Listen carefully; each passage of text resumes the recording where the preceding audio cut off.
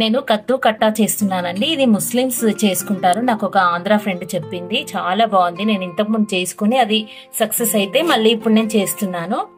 యమ్మీగా ఉంది. దానికి శనగపప్పు మంచిగా ఉడకబెట్టుకోవాలండి. దీన్ని గ్రైండ్ కూడా చేసుకోవాలి మెత్తగా. చింతపండు రసం తీసుకోవాలి. కద్దు అంటారండి హిందీలో దీన్ని. సొరకాయ, ఆనపకాయ అంటారు. కొత్తిమీర, వంకాయలు, టమాటాలు, పచ్చిమిరపకాయలు, ఎండుమిరపకాయలు, ఉల్లిగడ్డలు, కరివేపాకు, జీలకర్ర, కారం, ఉప్పు, పసుపు, బెల్లం. ఇందులో నెయ్యి కూడా వేసుకోవాలండి. అంటే నచ్చని వాళ్ళు వాళ్ళ ఇష్టం అండి, తీసివేయచ్చు. నచ్చిన వాళ్ళు నెయ్యి కూడా వేసుకోవచ్చు. నెయ్యి వేసుకుంటే చాలా కమ్మటి టేస్ట్ వస్తుంది.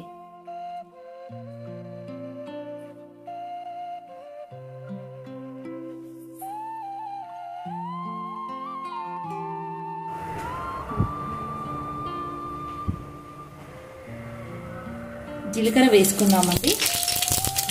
తర్వాత ఎండుమిర్చి వేసుకుందాం.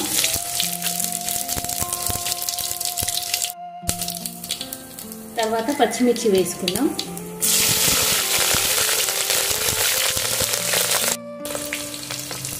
ఇప్పుడు ఉల్లిగడ్డ కూడా వేసుకుందామండి. ఉల్లిగడ్డ ఇలా దొడ్డుగా కోసుకోవాలి మనం సాంబార్ చేసినప్పుడు. ఇలా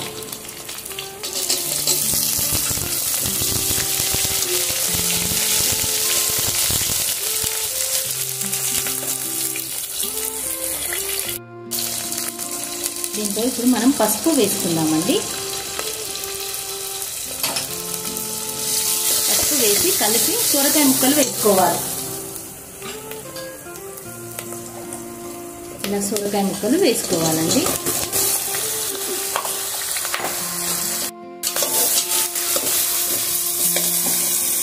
సొరకాయ ముక్కలు మంచిగా ఆయిల్లో డిప్ అయ్యేలాగా మంచిగా కలుపుకోవాలి.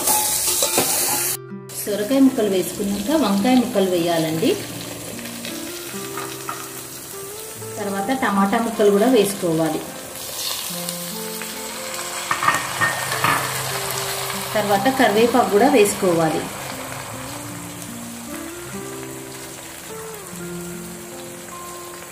కొంచెం ఉప్పు కూడా వేసుకోవాలి. ఎందుకంటే ఇవన్నీ మంచిగా ఉప్పులో ఉడికితే చాలా టేస్టీగా ఉంటాయి.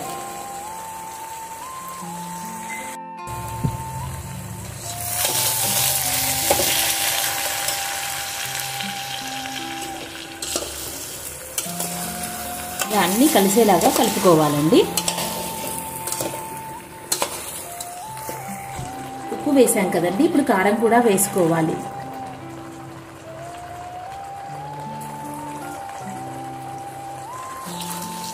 కలిపి మూత పెట్టుకోవాలి.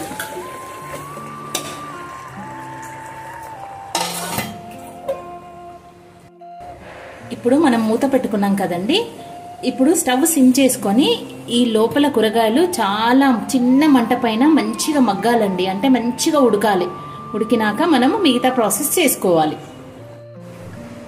మధ్య మధ్యలో ఇలా మూత తీసి కలుపుకోవాలండి. 3 మినిట్స్ అట్లా మంచిగా మగ్గేదాకా ఉంచుకోవాలి.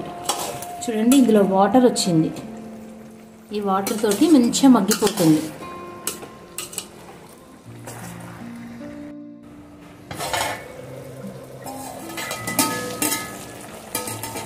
చూడండి, చాలా బాగా ఉడికిపోయిందండి. ఇలా మంచిగా మెత్తగా ఉడకాలి. ఇప్పుడు దీంట్లో మనము పప్పు వేసుకుందామండి. ఇలా మెత్తగా గ్రైండ్ చేసుకోవాలి పప్పును. గ్రైండ్ చేసుకున్న పప్పును ఇందులో వేసుకుందాం.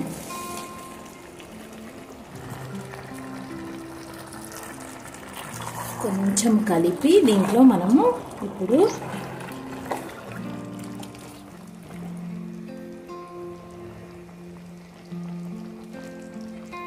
చింతపండు రసం తీసి పెట్టుకున్నానండి. ఇది ఇందులో వేసుకోవాలి.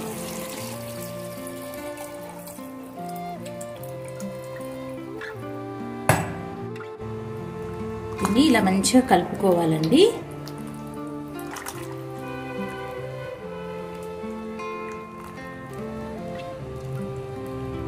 దీంట్లో ఇంకా వాటర్ పడతాయండి. మనము పప్పు జార్లో చేసుకున్నాం కదా, ఆ పప్పు కొంచెం కడిగి పోసుకుందాం మనం.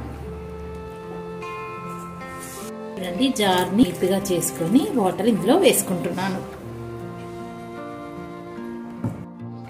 ఇందులో బెల్లం వేసుకుందామండి.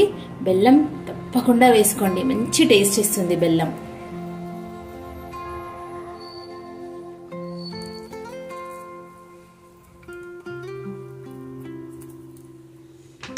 అలాగే మనం నెయ్యి కూడా వేసుకుందాం.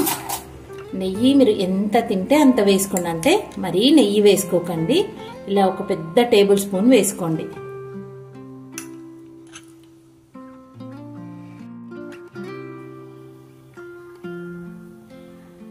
ఇంతసేపు మనము సిమ్లో కూరగాయలన్నీ మగ్గించుకున్నాం కదండి. ఇప్పుడు మనం ఏం చేయాలంటే కొంచెం హై పెట్టుకొని మంచిగా కలుపుకోవాలి. కలుపుకొని ఒక 10 నిమిషాలు మరిగించుకోవాలి.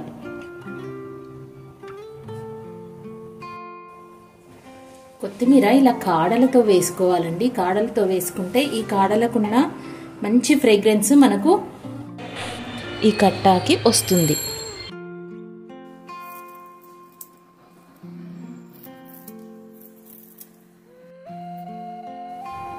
కొత్తిమీర వేసుకున్నాం కదండి, ఇది మంచిగా కలుపుకోవాలి. కాడలన్నీ లోపలి పోయి మసలేలాగా చూసుకోవాలి.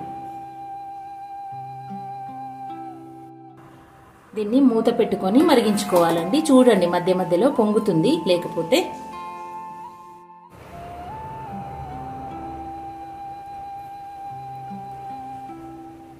దాదాపు నేను 10 నిమిషాలు మరగబెట్టానండి కట్టాని.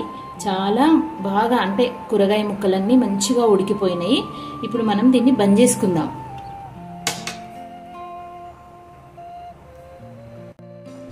రెడీ అయిందండి మన కట్ట. ఇది రైస్లో చాలా కమ్మగా ఉంటుంది. చేసి చూడండి, ట్రై చేసి చూడండి, ఎలా వచ్చిందో నాకు కామెంట్ పెట్టండి. ఎవరైనా సబ్స్క్రైబ్ చేసుకోకపోతే సబ్స్క్రైబ్ చేసుకోండి.